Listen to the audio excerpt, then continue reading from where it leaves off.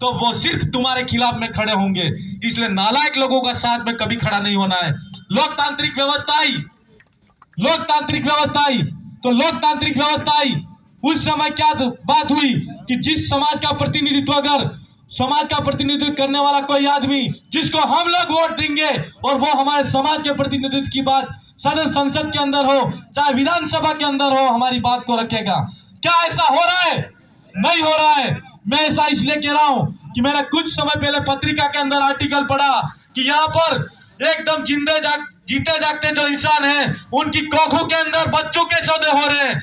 मैं आपसे पूछना चाहता हूं और कहना चाहता हूं, क्या राणा पूंजा की जो संतान हो आप लोग, तो आपकी खून के अंदर आपका खून नहीं खोलता? यह मेरा आपसे पूछना है। आज की तारीख में देखो तो स्कूल के अंदर बच्चे जा रहे हैं, नदी नाले पार करते हुए विद्यालय जा रहे हैं। आजादी के 78 साल बाद भी इस क्षेत्र के अंदर जो शिक्षा की व्यवस्था है वो ठीक नहीं हो पा रही है।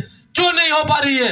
हम लोगों को सोचना पड़ेगा कि नहीं सोचना पड़ेगा? मैं हो सकता है समय ज्यादा हो गया है, लेकिन अगर इस लड़ाई के अंदर लड़ना है तो हमको सबसे पहले वैचारिक क्रांति लानी पड़ेगी।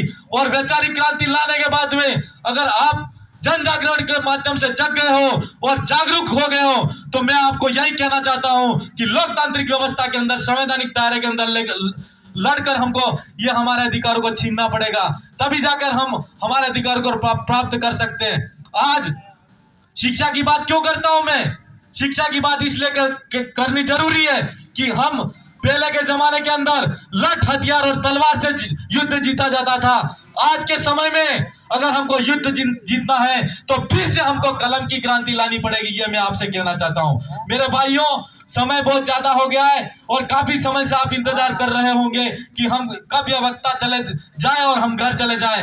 लेकिन घर जाकर भी अगर जाओ और व्हाट्सएप और मीडिया के माध्यम से अगर ये बात आप सुनो तो निश्चित तौर पर इस क्षेत्र के अंदर हमको फिर से लड़ाई लड़ने की जरूरत है। और जो लोग हमारे लिए और हमारे संवैधानिक अधिकारों के लिए और हमारी पीछे वाली पीढ़ी के लिए अगर नहीं बोलना चाहते और नहीं लड़ना चाहते, तो आपके पास में एक अधिकार है, वो लोकतांत्रिक व्यवस्था के माध्यम से दिया हुआ अधिकार है।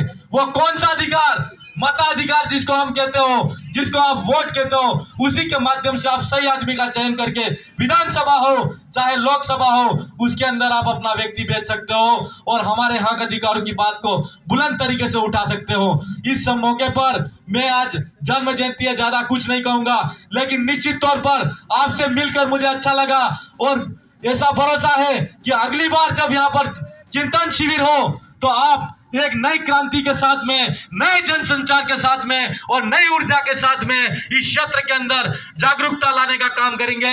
इन्हीं शब्दों के साथ में मेरी वाणी को विराम देता हूं। आप सबने मुझे यहां पर सुना उसके लिए बहुत बहुत आप सबका धन्यवाद। जोहार। जय आदिवासी, जय संविधान, जय भारत। आप सबकी जय।